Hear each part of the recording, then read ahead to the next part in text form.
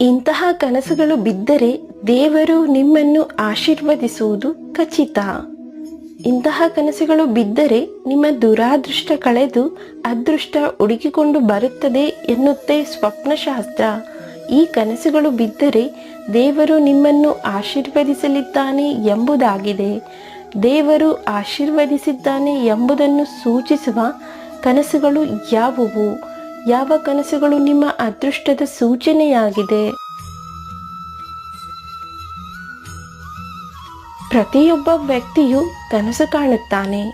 ಕೆಲವೊಮ್ಮೆ ನಾವು ಕಂಡ ಕನಸು ನಮಗೆ ಅರ್ಥವಾದರೆ, ಇನ್ನು ಕೆಲವೊಮ್ಮೆ ನಾವು ಕಂಡ ಕನಸು ನಮಗೆ ಅರ್ಥವಾಗದೆ ಹಾಗೆ ಉಳಿದು ಬಿಡುತ್ತದೆ. ಕೆಲವೊಂದು ಕನಸುಗಳ ಹಿಂದೆ ವಿಶೇಷವಾದ ಅರ್ಥ ಅಡಗಿರುತ್ತದೆ. ಅವುಗಳನ್ನು ನಾವು ತಿಳಿದುಕೊಳ್ಳಬೇಕಾದ್ದು ತುಂಬಾನೇ ಅವಶ್ಯಕ.